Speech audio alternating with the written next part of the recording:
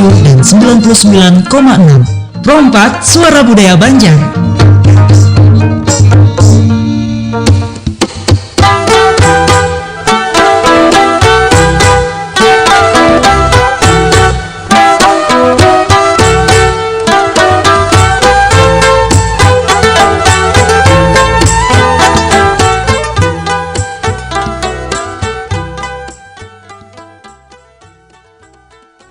Assalamualaikum warahmatullahi wabarakatuh. Pro 4 FM Suara Budaya Banjar dan Sanak Pro 4. Kita jumpa lagi di Pandiran Baisukan edisi hari ini di hari Rabu tepatnya 3 Juli 2024. Nah, dan Sanak Pro 4 Sabarataan, di pagi hari ini kita sudah kedatangan narasumber kita untuk Pandiran Baisukan pagi hari ini bersama Bapak Dino Sirajudin. Assalamualaikum warahmatullahi wabarakatuh.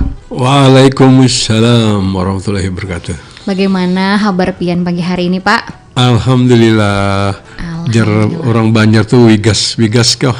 Sehat-sehat aja. Sehat-sehat aja, alhamdulillah.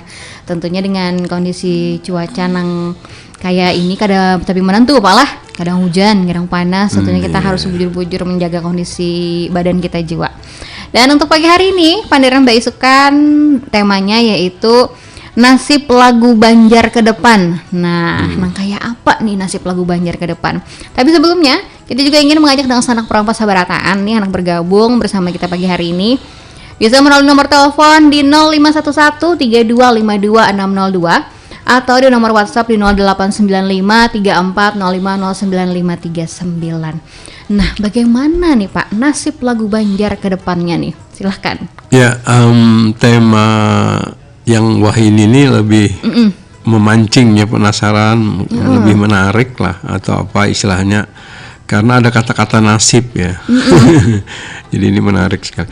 Jadi gini, kalau kita nalarkan dari kata nasib lagu Banjar ini berarti ada kemungkinan dua kan. Orang berpikir tentang apa kalau bahasa lautnya tuh tentang eksistensinya lah, atau bisakah survive lagu Banjar, atau ke arah yang kedua nih, lebih kepada kekhawatiran tentang identitas lagu Banjar itu sendiri. Maksudnya kekhasannya ke depan tuh bagaimana? Apakah makin makin berkurang, akhirnya nanti tidak ada bedanya lagi kan dengan lagu lain, cuman bahasanya Banjar. Atau masalah eksistensinya, masalah keberadaan lagu Banjar itu sendiri. Nah, kalau buat saya pribadi atau ulun lah, kalau orang Banjar ulun kan. Jadi kalau buat ulun, kalau masalah eksistensi atau keberadaannya itu mungkin tidak begitu khawatir ya, karena faktanya generasi mudanya, generasi penerus juga terbuka hatinya, ada kepedulian untuk juga berkarya di dalam lagu Banjar gitu. Jadi kayaknya nggak masalah ya. Nah, kalau saya pribadi ya, kekhawatirannya ke depan justru pada nanti ciri khas lagu Banjarnya itu bisakah bertahan, karena seiring waktu kan generasinya juga berbeda. Nah, kalau boleh ulun tambahkan nih, kalau kita urai generasi ini menurut pengamatan pribadi nih lah, boleh dikata kita ini saat ini kan punya 3 generasi. Iya. Kalau generasi pertamanya itu eranya almarhum Pak Anang, itu kan, dan kawan-kawan beliau. Sebenarnya ada di atas beliau yang lagu Banjarnya itu biasanya NN no name, tidak dikenal. Ada kan lagu-lagu yang bahari banget gitu kan. Nah, itu memang di luar analisis kita lah, karena susah kan rekam jejaknya itu. Karena itu yang lebih tahu almarhum Pak Anang dan kawan-kawan beliau ke pendahulunya lagi kan. Nah, jadi kita anggaplah generasi pertama itu generasi Pak Anang. Jadi kita tidak masuk di dalam analisis kita yang yang NN tadi. Nah, Pak Anang dan kawan-kawan di dalam berkarya, beliau mengikuti standar yang sudah diletakkan oleh pendahulunya kan, gitu. Terjadilah lagu. Jadi berdasar standar sebelumnya. Lagunya tentu tidak disangsikan lagi lagu-lagu beliau. ada yang bercengkok itu sangat kuat, ada juga yang lurus-lurus tapi terasa aja banjarnya, nuansa banjar tetap. Misalnya kayak lagu Ampar-ampar pisang, Sapu tangan berbunju ampat itu kan lagunya lurus-lurus aja, tapi musik ini kan soal rasa ya, karena dia bunyi. Jadi membicarakan tuh biasanya kita membayangkan bunyinya gitu. Nah jadi kalau banyak kan angkatan Pak Anang itu yang ta'andum pada sini itu ada misalnya orang Kota Baru namanya almarhum Sukri Munas dengan lagunya Halin. Nah itu siapa yang meragukan itu lagu Banjar karena khas sekali kan. Banaik pinang tari na na na na na na. Gitu kan sudah dimurka. Oke, kita skip itu ya. Nah sekarang masuk generasi kedua. Generasi kedua ini katakanlah seperti angkatan saya dan kawan-kawan ya. Artinya generasi kedua ini orang yang masih sempat bergaul dengan beliau. Saya pernah kumpul di Sanggar Musik Suling Marindu, tempatnya di Taman Budaya waktu itu, waktu beliau masih hidup. Nah, jadi saya banyak bergaul dengan beliau bercerita, saya dengarkan, saya bertanya gitu. Dan di masa kecil saya juga saya cukup akrab dengan lagu Banjar karena ibu saya zaman bahari itu kan orang memutar namanya piringan hitam. Iya. Nah waktu ulun itu masih halus itu mama memutar lagu-lagu Banjar yang rekaman Pak Anang yang grup Bilau Tabunio dan Rindang Banua. Walaupun kesannya begitu sekarang menganalisis lagu-lagu itu ya kesannya garapan musiknya loh ya itu memang tidak bisa dihindari pengaruh musik zaman itu yaitu musik Latin kan. Nah jadi saya masih mendengar, jadi otomatis itu masuk membentuk musikalitas di dalam diri kami yang generasi kedua ini. Jadi karena itu apabila mendengar lagu Banjar, kami masih punya standar perbandingan dengan yang terdahulu. Misalnya mendengar karya-karya yang baru, sehingga kami rasa kami itu masih ada standarnya. Jadi lebih bisa memang merasakan mana yang lagu Banjar, mana yang lagu berbahasa Banjar aja. Lagu berbahasa Banjarnya artinya kan bahasanya aja Banjar, tapi rasa Banjarnya hampir kereda sama sekali gitu loh. Nah ini nanti yang kita banyak urai di sini, itu yang kami sebut generasi ketiga. Generasi ketiga ini yang mereka sebenarnya terbagi dua juga. Generasi ketiga ini kan generasi penerus yang sebagian itu memang kuat tradisi Banjarnya karena dia memang hidup di lingkungan situ. Misalnya generasi ketiga ini yang misalnya abahnya pemain panting, dia dari halus 4 di situ. Dan dia masih erat tradisi Banjarnya, diputarkan lagu-lagu Banjar. Biasanya ada lagu dangdut, kasidah gitu kan. Nah tapi ada generasi ketiga yang full modern. Bisa jadi dia itu bukan asli orang Banjar, turunannya kan, walaupun dia di Banjar, mungkin orang tuanya dan sebagainya. Nah kebetulan juga mungkin di rumah tidak dikondisikan dari kecilnya juga terhadap lagu-lagu Banjar. Dia lebih banyak ke ya lagu-lagu yang pop Indonesia Barat, Korea gitu-gitu. Nah ini yang sebenarnya berbeda. Jadi sama-sama generasi ketiga, ada yang dia masih masa kanak-kanaknya masih ada lingkungan atau nuansa Banjarnya. Nah ketika generasi ketiga ini sama-sama membuat lagu Banjar, ini berbeda hasilnya. Generasi ketiga yang anak-anak muda yang dia masih ada itu, dia biasanya hasilnya tuh ada masih rasa Banjarnya. Ini berarti kan tidak masalah. Nah, tetapi generasi kedua yang full tadi dia jauh, ya kan? Dia begitu bikin lagu karena memang pengaruh musiknya kan, pengaruh yang dia dengar kebiasaan. Misalnya kalau pop Indonesia tuh ada lagu Krisdayanti, misalnya kalau grup Noah, ya kan, Afgan, penyanyi dan sebagainya itu. Nah itu yang masuk. Belum lagi ditambah kalau dia suka lagu-lagu Barat, lagu Jepang, lagu. Nah itu kan itu yang ada di dalam musikalitas dirinya.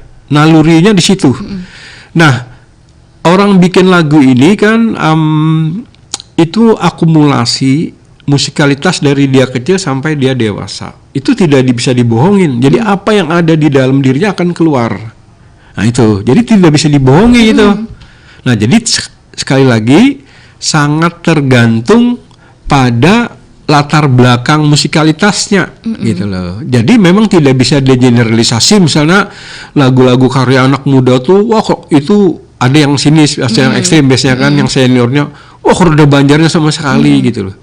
Belum tentu, ada juga, tapi ada betulnya juga. Saya ada mendengar lagu-lagu yang kalau sambil lalu tuh saya pikir lagu Wali misalnya kan, ternyata bahasanya Banjar. Jadi orang menyebut lagu Banjar yang baru, padahal saya dengar ini cuma bahasanya aja Banjar. Nah, itu artinya kan yang bersangkutan itu di dalam membuat lagu, mungkin niatnya lagu Banjar, tapi karena musikalitasnya tidak ada, jadi otomatis keluar karena mungkin dia senang sekali lagu-lagu Wali, ya seperti lagu Wali hasilnya. Kalau senior dulu kan suka-suka lagu Kus-Plus gitu kan. Makanya tidak heran karangan-karangan orang dulu tuh yang pop Indonesia seperti Kus-Plus juga hasilnya. Tergantung, ada yang suka Frankie and Jen dulu kan, yang country itu kan. Begitu juga. Jadi orang itu membuat lagu tergantung pada musikalitas di dalam dirinya sendiri. Itu tidak bisa Nah, inilah yang sebenarnya menjadi topik sentral kita atau tema kita hari ini. Jadi kalau sudah begitu, nah kita bicara nasib ke depan. Bagaimana gitu, nih nasibnya ya Pak ya? Iya, sementara saya sampai situ dulu ya. Nanti kita sambung. Iya. Ya. Tentunya kita juga ingin tahu nih bagaimana nasib lagu Banjar ke depannya. Betul seperti kata Bapak Dino tadi, ada mungkin lagu-lagu Banjar ini bahasanya aja yang Banjar, atau lagu Indonesia yang di Banjar-Banjarkan. Ada juga kan? Iya, betul. Nah, itu bisa kebalikan kan? Nah, yang begitu itu lebih terasa Banjarnya walaupun bahasa Indonesia. Karena musik itu kan dia bunyi nadanya itu sebenarnya. Lirik itu kan hanya semacam gimana ya? Untuk mengekspresikan tidak dalam bentuk bunyi. Jadi dari bahasa kan gitu. Mungkin ada juga ya yang mungkin pernah mendengar nih Pak, mengcover nih mungkin yang mengcover juga orang Banjar gitu Pak lah. Bahasanya nih Banjar Banar Jua gitu, nah dengan logat-logatnya. Jadi lagu yang mungkin lagu pop atau lagu Indonesia nih dibanjarkannya, jadi terasa Banjar Banar dengan bahasa Banjar yang dasar Banjar Banar bahasanya gitu nah Pak lah. Jadi kita nang orang Banjar benar asa kayak apa juga kayak itu nah. Dan mungkin ada juga Pak lah yang namanya lagu-lagu generasi yang sekarang ini Pak lah. Mungkin dengan aransemen musik yang ada Kalimantan Selatannya mungkin lah, bagaimana itu bahasanya juga bahasa Banjar mungkin Pak lah. Mungkin ada perbedaannya juga dengan musik-musik yang dulu nih Pak lah, yang generasi-generasi sebelumnya. Ini kalau kita putar lagu Banjar nih, Rajin Pala tuh berasa nih Pak antara yang genre yang sekarang dengan genre-genre yang dulu nih Pak. Pasti ya, kayaknya tuh ada bedanya kayak gitu Pak ya. Iya.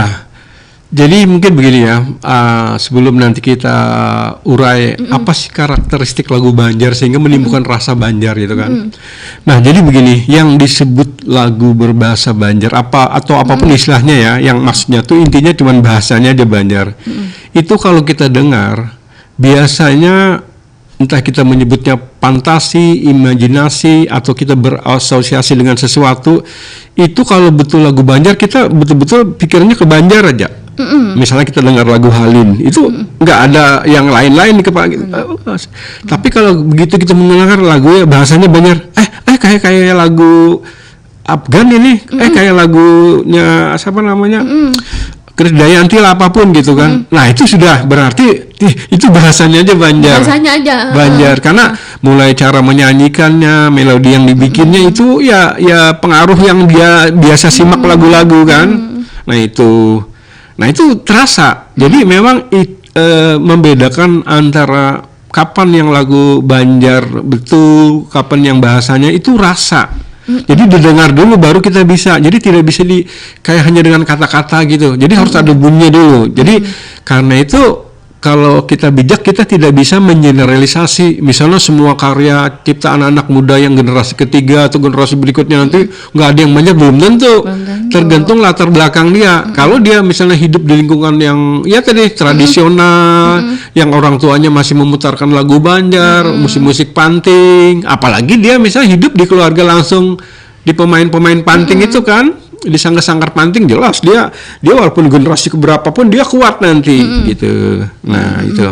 Nah sekarang mungkin saatnya sudah supaya mulai ada gambaran ya. Saya akan menyampaikan apa sih karakteristik lagu Banjar itu sehingga menimbulkan rasa buat kita ketika kita mendengar kita bisa membedakan karena kita punya standar. Ya kan. Memang kalau orang tidak punya standar, dia tidak bisa membedakan. Karena dia sendiri tidak ada standar di dalam rasa di dalam dirinya kan. Jadi dia apapun yang berbahasa Banjar dia sebut saja gampangnya lagu Banjar gitu. Atau ada yang menghaluskan istilahnya sebut saja lagu pop Banjar populer kan. Itu nanti kita ini lagi ya kalau sempat nanti kita ulas. Satu hal sebelum kelupaan dulu itu berbeda ya. Kalau orang menyebut istilah pembaharuan kekinian tuh itu berbeda maknanya.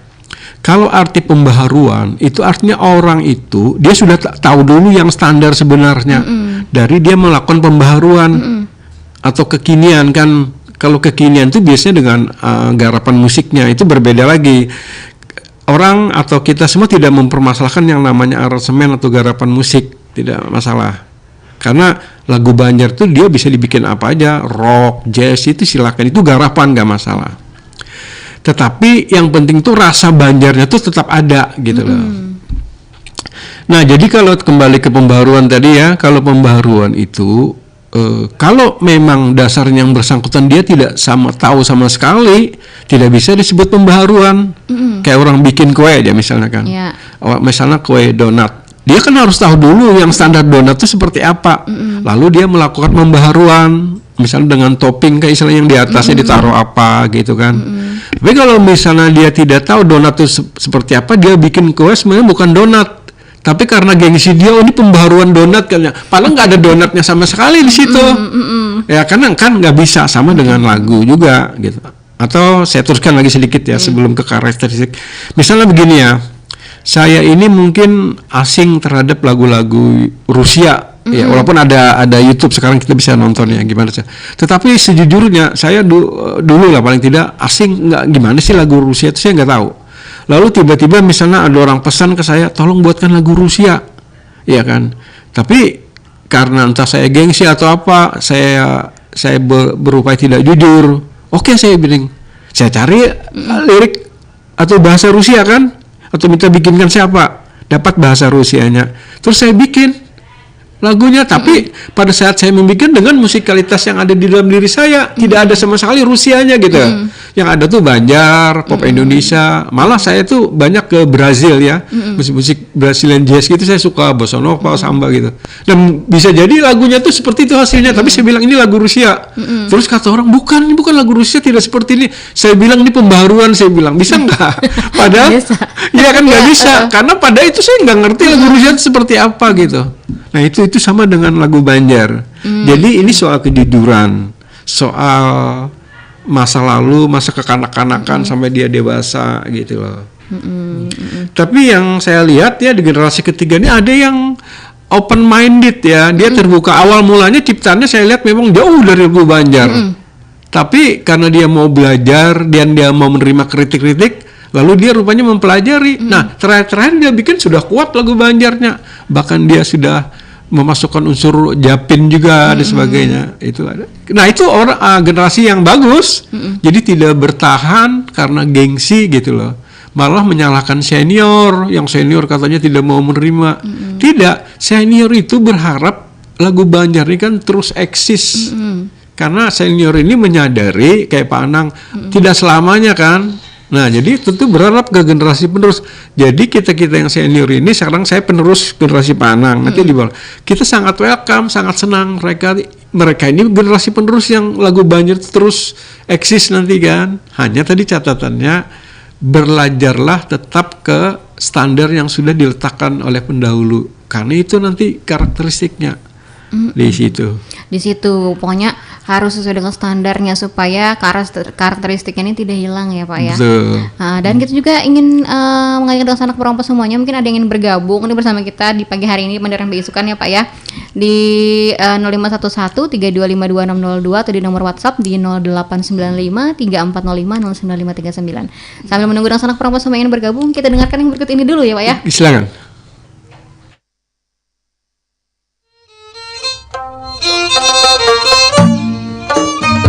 FM 87,7 dan 99,6 Perompak Suara Budaya Banjar.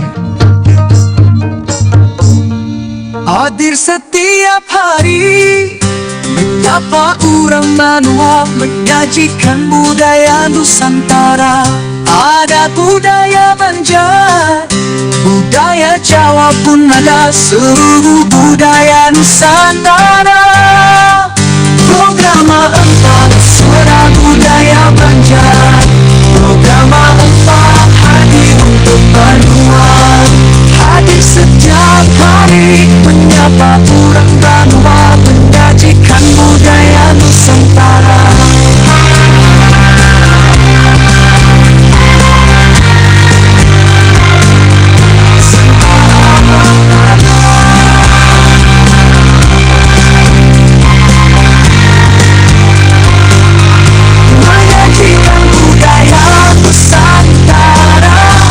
Ada budaya Banjar, budaya Jawa pun ada, seluruh budaya Nusantara.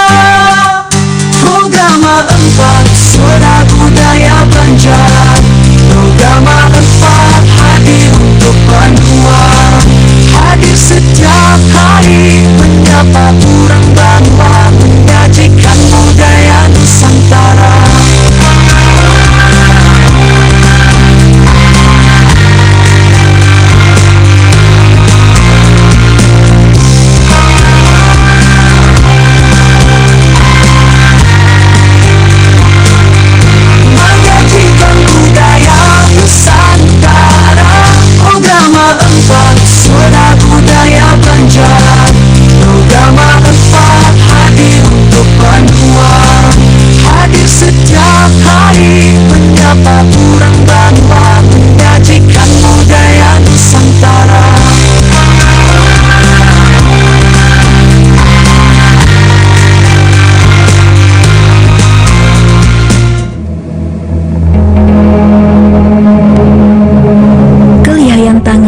Banua merangkai daun nipah menjadi sebuah pelindung kepala di kala terik sinar matahari dan guyuran hujan, menjadi anugerah Tuhan yang turun di bumi Kalimantan Selatan.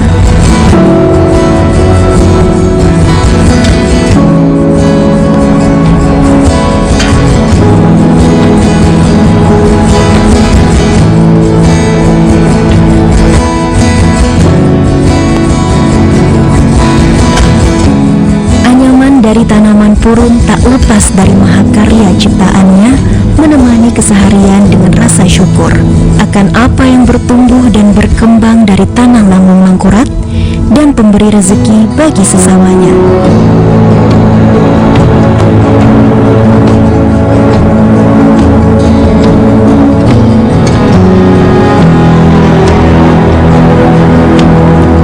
Bongkahan batu bumi yang dipoles sedemikian rupa menjadi penghargaan besar akan kayanya bumi Kalimantan yang membawa banyak cerita dari berbagai peradaban.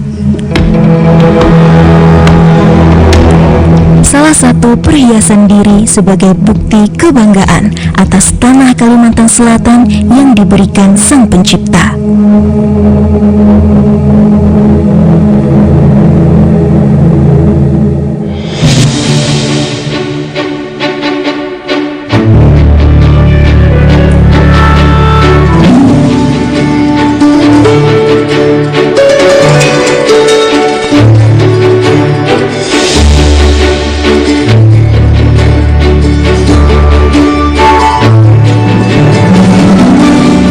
Dan corak dari warna alam mempertegas keahlian penduduknya dalam menciptakan lembaran kain sasirangan yang syarat makna.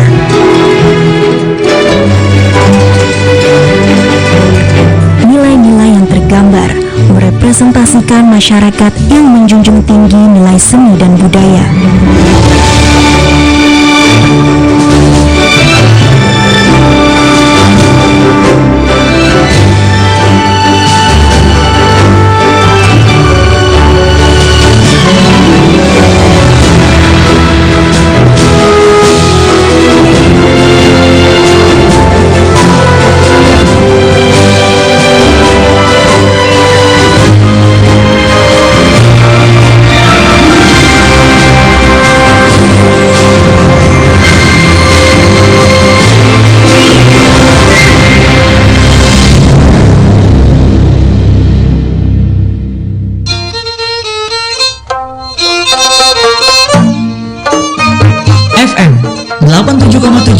99,6. Pro 4 Suara Budaya Banjar. Pro 4 FM Suara Budaya Banjar dan Sanak Pro 4, kita masih di Pandiran Baisukan dengan topik kita yaitu nasib lagu Banjar ke depan. Nah, setelah kita berbicara mengenai bagaimana nih tentang lagu-lagu Banjar ya Pak ya. Tadi kan Bapak ingin membicarakan mengenai karakteristiknya. Bagaimana nih karakteristiknya nih? Ya, jadi karakteristik ini memang kalau diurai ya ada sekitar 4 atau 6 sebenarnya yang pokok ya.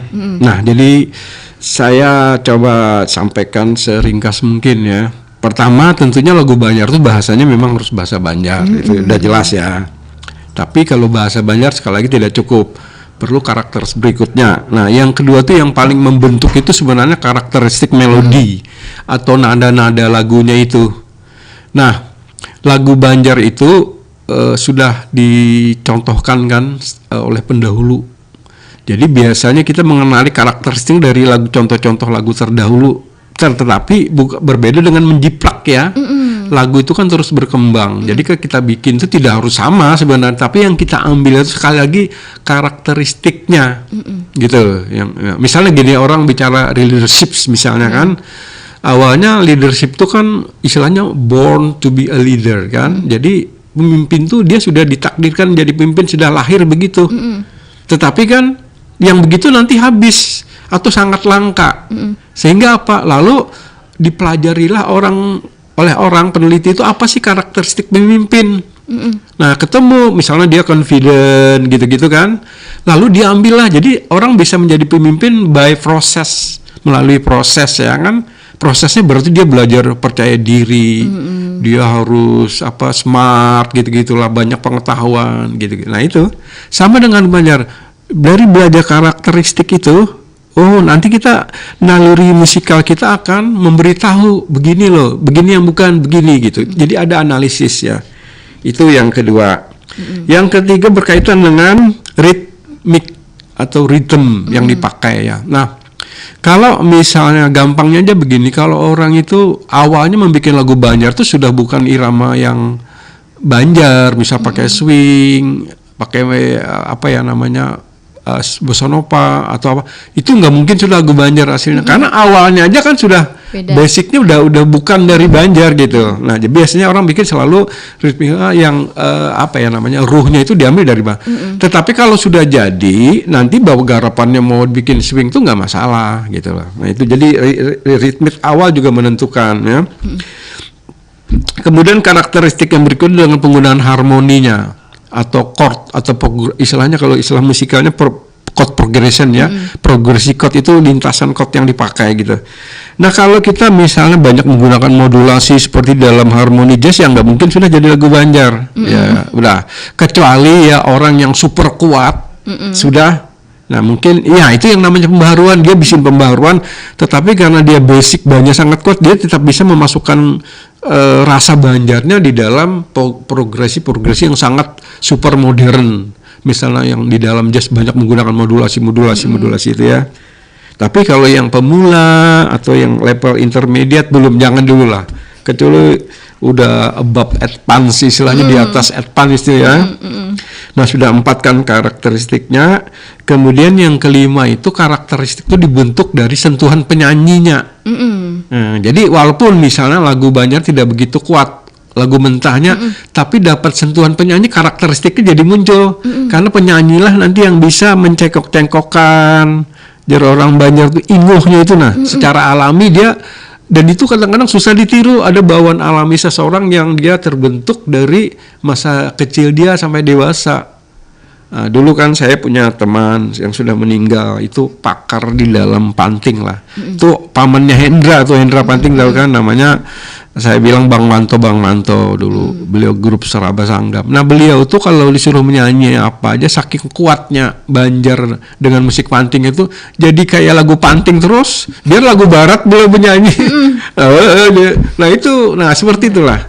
Jadi penyanyi juga membentuk karakteristik. Kalau misalnya kita menunjuk penyanyi yang di orang Banjar suaranya keras karena kebiasaan nyanyi lagu-lagu, ya susah, bisa jadi lagu Papua nanti. Iya, sebenarnya salah satu lagu lagu yang beredar lagu Banjar, cuman saya tidak enak sebagai senior menyuarakan itu ada lagu Banjar rasa Papua loh, karena penyanyinya menyanyi berkajet-kajet yang kayak hei yamko rambe yamko. Nah kalau lagu Banjar itu jadinya, cuman kan kita tidak tega. Dan pejabat-pejabat juga kadang-kadang nggak ngerti dipakainya lagunya kan, langsung penting bahasa Banjar. Padahal kalau dengar kayak lagu Papua sebenarnya kan, karena nyanyinya yang seperti gaya Papua gitu. Nah, jadi karena itu pilihlah penyanyi Banjar yang betul-betul kuat, itu membantu nanti membentuk karakteristik Banjar itu. Nah, yang terakhir adalah yang keenam nih. Itu sentuhan aransemen garapan musiknya sebenarnya. Ini arranger yang sangat menentukan. Nah, kalau arrangernya sendiri dia tidak punya jiwa lagu Banjar, ya susah. Otomatis dia bikin kayak orkestra, kayak klasik, kayak rock, macam-macam, nggak ada. Tapi kalau si arrangernya tadi sama dengan dia penyanyi, sama dengan pencipta lagunya, kalau dia sudah ada di dalam tubuhnya, emang udah ada rasa Banjarnya ya, ruhnya itu, dia juga akan menggarap. Gimana pun dia bikin tetap ada di situ. Tetap ada Banjarnya. Ya, misalnya saya pernah bikin menggarap lagu Lalan Sisip ya. Lalan Sisip itu kan lagu tarian yang sangat sederhana, cuma satu bait lagunya. Itu dibikin kayak jazz fusion gitu, tetapi tetap ada karakter si Banjarnya. Saya masukkan itu dengan dominan panting dari awal sampai Pantika selalu ada, tapi kita masukkan tutti dan sebagainya. Jadi walaupun kayak jazz fusion gitu, tapi Banjar tetap ada. Banjarnya tetap ada. Nah itu karena saya bikin garapannya atau sebagai arranger, saya kan karena saya musikalitas Banjarnya ada gitu. Tapi seandainya mungkin saya orang Rusia, mungkin lagu Lalan Sisip itu hilang namanya. Seperti agak Rusia muncul di situ. Nah jadi sangat bergantung pada latar belakang orang. Latar belakang penyanyinya sendiri. Nah ini yang saya tambahkan lah. Sekarang pertanyaannya, siapa sih yang berhak menilai lagu Banjar? Bukan. Tidak ada. Karena ini masih bersifat wilayah pribadi. Kalau yang berhak ya, karena sampai saat ini setahu saya masalah begini juga tidak tersentuh oleh lembaga-lembaga. Coba ya, saya ada mencatat, kita ini punya lembaga-lembaga ya. Misalnya ada LBB, lembaga budaya Banjar kan. Itu juga setahu saya belum ada program ke sana untuk mengurusi yang lagu Banjar ini. Nah kemudian ada juga Dewan Kesenian, sampai saat ini juga setahu saya belum yang mengurusi ini. Ya berinisiatif, ada mendiskusikan tuh ada, tetapi misalnya ada badan yang ditunjuk ya sendiri, misal atau bidang apa yang itu belum ada ya. Kemudian ada juga kan lembaga pemerintah, misalnya kayak Taman Budaya, bidang kebudayaan, Dinas Pendidikan dan Kebudayaan, termasuk lembaga penyiaran RRI, TVRI kan. Setahu saya juga belum menyentuh itu kan. Ya misalnya di RRI asal ada lagunya diputar aja kan. Gitu. Nah tanpa ada ulasan, ya putar aja, welcome aja kan. Itu nggak salah sih sebenarnya. Nah kan itu karena ini yang kita sebut nanti mestinya ada kurator memang. Kurator ini kan biasanya diberlakukan di dunia seni rupa. Jadi kurator itu dialah yang menilai suatu lukisan misalnya biasanya itu ada di pemerintahan, di kementerian, kalau dia buka pameran, nah pameran yang dikirim ke mereka itu mereka nilai dulu oleh kurator layak nggak untuk dipamerkan. Kalau bisa ada kekurangan sedikit dia akan kasih saran begini sehingga layak. Nah harusnya kita punya itu. Jadi ada pakar-pakar yang ditunjuk. Mungkin inilah nanti yang menjadi formalnya yang bisa memilah. Jadi tidak ada larangan, tapi hanya memilah saja. Ini loh yang lagu Banjar atau disebut pop Banjar, ini yang cuman lagu bahasanya aja Banjar. Jadi masyarakat bisa membedakan. Nah soal selera kan beda-beda. Barangkali orang ada yang selera suka memang yang lagu bahasa Banjar karena lebih modern. Ya jadi sebenarnya saya sama mendengar lagu Korea kan sebenarnya cuman bahasanya Banjar. Karena gini, biasanya orang terjebak kan pada garapannya. Karena memang lagu Banjar yang kuat itu masih identik dengan yang standar ritmis yang dipakai yang sudah ada. Tidak ikutan misalnya dengan koplo atau hip hop, walaupun ini ada ya salah satu yang sudah seperti itu ya kan. Nah biasanya audien atau lembaga itu sendiri terjebak pada inginnya mendengar yang misalnya sebenarnya tuh musik Amerika, musik Latin, musik Korea, musik Jepang sebenarnya ini. Jadi dia tuh mendengar itu, cuman karena ini ya yang bikinnya bahasa Banjar seperti, jadi lebih disukai gitu kan. Tetapi itu kurang bagus untuk perkembangan lagu. Kalau maksudnya kalau semuanya begitu kan, akhirnya pintu untuk yang lagu-lagu yang agak pure Banjar itu jadi tertutup kan. Dan makin dia makin susut. Nah, jeleknya apa ya kalau boleh memakai kata jelek? Pada saat nanti kita ngasih souvenir ya, kita kasih ke orang, terus dia mendengar, terus dia akan bertanya, apa bedanya dengan yang musik-musik yang sudah saya dengar selama ini, katanya cuman bahasanya berbeda, karena begitu dia dengar ya kayak lagu Korea, kayak lagu Jepang, kayak lagu Barat, kayak lagu apa gitu. Nah ini kan nanti kurang bagusnya di situ.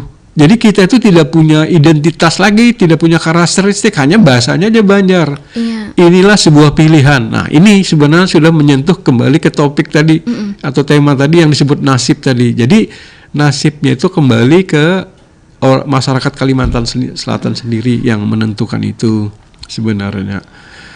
Sekali lagi, kita belum sampai ke lembaga. Jadi kalau ada pertanyaan siapa sih yang berhak menilai agama? Tidak ada yang berhak menilai. Ini masih masih di wilayah pribadi. Ya, pribadi orang yang masih memiliki standar rasa. Karena dia tadi saya bilang generasi kedua ke generasi pertama masih yang biasanya welcome itu, yang tidak punya filter itu, dia sendiri memang tidak tahu lagu Banjar seperti apa. Nah, generasi ketiga tadi kan yang saya bilang yang jauh. Jadi dia welcome asal bahasa Banjar, dia nerima aja, apalagi kalau iramanya sesuai dengan selera dia. Misalnya dia suka K-pop, terus lagu itu kan dibikin harus pakai K-pop, senang aja dia. Ingatnya orang-orang Korea cuman bahasanya Banjar. Nah, dan dia tidak akan suka lagu Banjar yang digarap dengan irama standar-standar yang sudah ada. Kayak nyebutnya apa, jadul lah, atau tidak ada kemajuan lah, atau boring macam-macam kan. Nah ini soal pilihan saja. Jadi sebenarnya kita menyampaikan ini sebenarnya untuk perenungan saja, tidak ada pemaksaan, tidak ada untuk underestimate atau merendahkan salah enggak. Ini buat renungan bagi terutama orang-orang yang mengaku sebagai orang Banjar yang merasa lah. Karena orang Banjar itu tidak harus orang Banjar. Orang yang tinggal di Kalimantan Selatan itu disebut orang Banjar sebenarnya. Walaupun sukunya apa, karena dia sudah di situ kan, berdomisili, tinggal, dan mungkin meninggal pun dikubur di Kalimantan. Di Kalimantan Selatan. Jadi juga, buat kita yang disebut orang Banjar itu ya orang yang berdomisili di Kalimantan Selatan, tinggal dia merasa orang Kalimantan Selatan atau orang Banjar enggak. Kalau dia sendiri emang memisah itu ya beda lagi kan. Karena dia mengingat sukunya apa, saya bukan orang Banjar. Nah ini dia berarti yang bersikap gitu kan. Itu lain lagi ceritanya. Ini kita ada WhatsApp juga nih yang masuk nih, Bapak Dino nih, dari Acil Ratu. Selamat pagi Bung Dino, salam sehat, selalu semangat dan tetap hangat. Ujar Sidin ini Bekesah nih. Ulun senang mendengarkan lagu-lagu Banjar klasik maupun kekinian, dan ulun senang dan menikmati bila lagu-lagu Banjar ini diputar di tempat-tempat ruang tunggu instansi pemerintahan. Nah mungkin itu mungkin salah satu upayanya juga ya Pak ya, untuk tetap mengembangkan nih, atau agar lagu Banjar itu tetap ada. Mungkin di ruang-ruang publik ini juga harus diputar lagi, dirancaki. Jangan kadang di ruang publik pun lagu-lagunya itu mungkin lagu-lagu luar atau lagu Korea yang lagi happening sekarang ya Pak ya. Akan lebih baik lagi kan kalau kita ada juga mungkin bolehlah mungkin lagu-lagu luar, karena selera orang masing-masing ya Pak ya. Yeah. Tapi kalau lagu Banjar tuh setidaknya ada ruangnya lah, ada waktunya lah. Jam ini saatnya lagu Banjar nih. Asik juga kan. Kayaknya kita jujur pernah juga mungkin ke mall atau apa lagu Banjar, karena kita juga sering dengar lagu Banjar. Wah, lagu Banjar nih diputar di sini nih asik nih. Seperti itu nih Pak ya. Dan yang namanya lagu Banjar kan masing-masing seleranya juga ya Pak ya. Ada juga yang mana kita tuh tahu ini bujur Banjar Banar. Ada yang bahasa Banjar aja. Kadang lain juga Pak. Mungkin pernah mendengar nih antara orang Banjar bujur-bujur yang menyanyikan lagu Banjar lawan orang nang lain orang Banjar menyanyikan lagu Banjar, itu pasti amun kita orang Banjar tuh berasa pae lainnya. Mujur kada Pak. Betul. Walaupun dengan aransemen musiknya itu sudah Banjar benar, tapi orang nyanyi lain orang Banjar nyanyinya. Dari logat bahasanya pun walaupun di Banjar kan tuh ketahuan Pak kita orang Banjar asli tuh. Lain Banjar masih kayak kurang dapat feel Banjarnya tuh ujar kita tuh. Iya kada Pak? Ya, karena itu betul sekali. Itu masih tak ada kaitan dengan yang kita penderakan tadi kalau. Jadi intinya memang termasuk menyanyi ya, termasuk bikin lagu itu dia adalah akumulasi dari masa kecil sampai dia dewasa. Nah, jadi kalau dia masa kecil itu sudah kayak terbiasa mendengar yang lagu-lagu yang lentur, yang cengkoknya, dia keluar dalam menyanyi. Nah, itu tadi sebaliknya lah orang yang biasa dia nyanyi lagu pop yang apalagi rock itu kan bisa agak lurus-lurus gitu kan. Nah, dia susah memang. Jadi walaupun dia nanti nyanyi lagu Banjar, paling tidak hasilnya tidak bisa seperti yang tadi, yang dia memang misalnya udah biasa dengar lagu-lagu panting, dengar lagu yang no name yang dulu tuh banyak kan. Lagunya itu apalagi saya mendengar yang biasanya tuh yang diiringi dengan musik panting ya, yang lagu nuansa dulu tuh aduh saya kagum betul itu lagu. Jadi kayak terasa kayak ada magicnya itu lagu itu kan, membawa kayak kita terbayang kok ditariknya kemana gitu loh. Itu ya seperti itu rasa yang tidak bisa jadi orang banyak tuh dikeramputi rasa tuh karena kalau diolah-olah itu nah. Jadi dia muncul dengan sendirinya gitu. Nah, tadi menarik dari Ibu Ratu tadi, ini satu pemikiran yang brilian sebenarnya, bagus sekali ya gagasan seperti ini. Memang ini seharusnya dimiliki oleh petugas-petugas pemerintah. Jadi begini, memang lagu Banjar itu memang harus dibuat regulasinya. Jadi bukan pemaksaan sebenarnya, itu teknik namanya yang dipakai di semua dunia modern. Itu kan namanya di dalam marketing itu ada istilah trendsetter ya. Jadi kita bagaimana membentuk selera orang itu dibentuk jadi semacam direkayasa awalnya, akhirnya orang keterusan. Nah itu bisa diterapkan di lagu Banjar. Caranya tadi dengan membuat regulasi di tempat-tempat hiburan, di hotel itu dia wajib memutar lagu Banjar, misalnya sekian persen. Di tempat-tempat kafe orang ngeband tuh nah itu kan selama ini tidak pernah diregulasikan, hanya kesadaran aja. Faktanya anak-anak band jarang memainkan lagu Banjar loh. Tapi kalau lagu Batak misalnya, lagu Jawa dia mainkan, karena dia terbawa arus kan ada. Nah kita yang tidak, jadi ada hanya band-band tertentu yang tadi karena dia backgroundnya kuat. Jadi kalau dibikin regulasi mau tidak mau kan, gunanya apa? Sebenarnya itu proses alami seperti saya ya, waktu saya main band, jujur aja, saya dulu kurang begitu tertarik dengan lagu yang Iwa Peye gitu kan. Itu ketika saya main band tuh selalu orang minta lagu itu. Karena lagu itu menurut saya gampang sekali, cuma 3 jurus chordnya kayak lagu-lagu apa gitu kan. Tapi karena orang minta itu di mana-mana orang muter tuh, akhirnya saya kok bisa menerima lagu itu kayak dicekoki terus. Nah itu membuktikan. Jadi ternyata lagu atau musik tuh dia bisa dicekoki dulu. Akhirnya lama-lama suka gitu terbiasa, loh. Nah terbiasa. Apalagi kalau orang senang duluan. Jadi memang sudah saatnya bahwa pemerintah tuh membuat regulasinya. Jadi seperti yang di provinsi lain kan, katanya di Padang. Jadi di taksi itu harus mutar itu di airport. Tapi di airport sudah mulai ada kesadaran kan, walaupun tanpa regulasi. Dia jadi termasuk yang kayak di Gramedia di mana-mana itu ada minimal jam tertentu. Saya memang ada ke toko bangunan di Depo itu, dia ada sekitar jam makan siang itu dia muter bandnya lagu. Nah itu kan kesadaran yang baik. Tapi kalau diregulasikan oleh pemerintah itu lebih baik sih sebenarnya. Itu namanya trendsetter atau merekayasa sesuatu untuk tujuan positif. Karena itu memang menjadi pejabat pemerintah itu emang harus kreatif kan. Kan ada bukunya dulu yang namanya Reinventing Government itu kan, katanya pejabat pemerintah itu kan harus disuruh berjiwa entrepreneur ya. Entrepreneur itu artinya kan to use resources kan in a new way to maximize productivity and effectiveness itu kan. Artinya seorang pejabat pemerintah tuh dia berjiwa kayak orang entrepreneur. Jadi dia harus ya dalam bahasa Inggris tadi tuh to use resources, jadi memanfaatkan sumber-sumber ya dengan cara-cara yang kreatif dan baru untuk memaksimalkan produktivitas dan maksimal produktif dan efektivitas kan menjadi efektif gitu. Jadi nggak bisa pejabat pemerintah itu cuman kayak tradisional mengulang yang sudah ada gitu kan. Ya kan nggak bisa, dia harus berinovasi. Karena itu memang idealnya pejabat pemerintah itu yang diletakkan memang harus orang punya kompetensi dan profesionalisme. Tidak hanya misalnya pertimbangan politis karena dia ada menyumbang suara atau dia punya masa ditaruhlah. Nah ini kan yang susah kalau di dunia pemerintahan kita gitu loh. Jadi mudah-mudahan kedepannya mulai disadari itu, ya kan, seperti itu. Harus ada jiwa cinta budayanya. Betul. Supaya budaya kita tidak hilang, apalagi lagu-lagu Banjar nih ya Pak ya. Betul. Siapa lagi yang menjaga kan?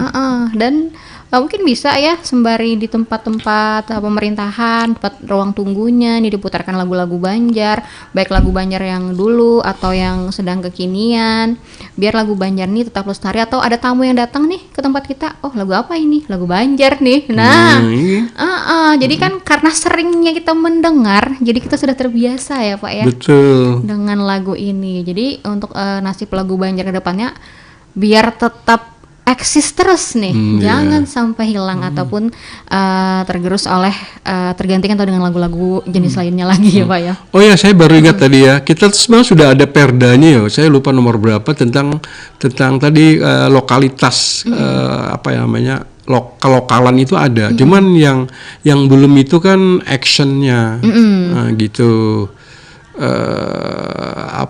Implementasinya yang belum ada saya lihat. Ya tadi harusnya implementasinya dengan dasar undang-undang perda itu, maksudnya peraturan daerah itu ya, itu harusnya udah ditindaklanjuti di publik, di airport, di tempat-tempat. Sebenarnya yang paling efektif itu di tempat-tempat hiburan malam itu.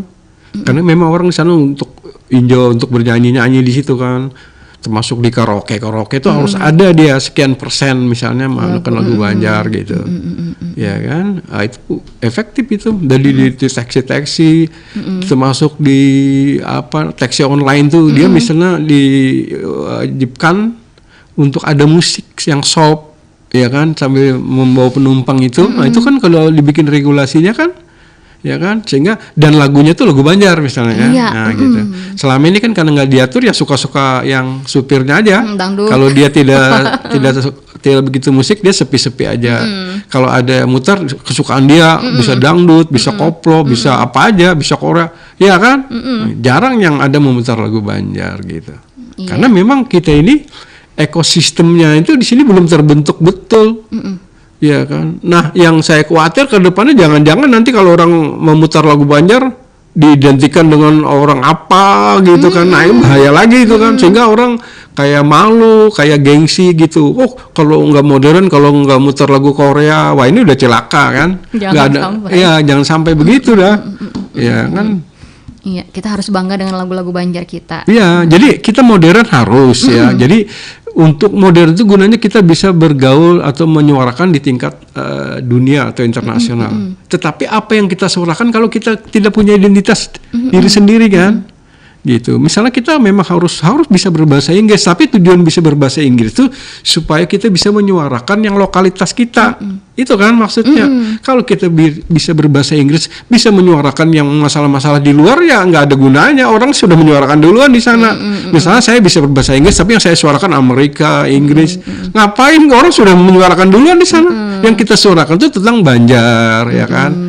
Tentang musik-musik yang maupun gimana nih, suarakan ke mereka. Barangkali mereka yang dari PBB yang bidang-bidang kebudayaan akan datang ke sini, dari UNESCO apa istilahnya kalau yang kebudayaan itu, dia akan datang untuk meneliti, membantu, memberikan dana. Itu gunanya bahasa Inggris. Itu gunanya untuk memperjuangkan budaya kita biar tetap eksis. Nah, dan tidak berasa nih Pak, sudah lepas 57 menit dari pukul 9. Saking asiknya kita berbicara mengenai bagaimana lagu Banjar ke depannya nih. Mungkin sebelum kita akhiri nih Pak, harapan atau kesimpulannya nih dari Bapak Dino nih untuk nasib lagu Banjar ke depan nih, silahkan Pak. Ya, jadi ringkasnya nasib lagu Banjar ini kan arahnya kita khawatirnya lebih kepada tadi identitas karakteristiknya atau ciri khasnya. Kalau soal misalnya survive atau eksis tidaknya, kita nggak begitu khawatir selama generasi muda masih mau bikin lagu Banjar. Tapi yang kita khawatirkan karakteristiknya. Nah, pesan kita kepada generasi penerus, sempat-sempatkan mempelajari karakter, masukkan ke dalam jiwanya menjadi ruh dalam tanda petik ya. untuk bisa keluar di dalam lagu, sehingga lagu Banjar nanti tidak kehilangan identitas, Kak.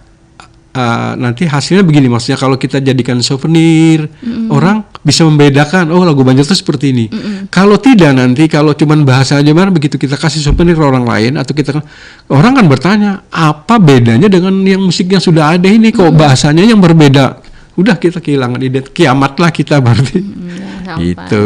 Iya. Oke, baik, terima kasih Bapak Dino untuk pandiran besokan hari ini. Terima kasih Cerdas Anak Perempuan sudah setia bersama kita di pagi hari ini. Mudah-mudahan ini pandiran besokan hari ini bermanfaat, kesan kita seberataan. Kita pamit. Terima kasih Bapak. Assalamualaikum warahmatullahi wabarakatuh. Waalaikumsalam.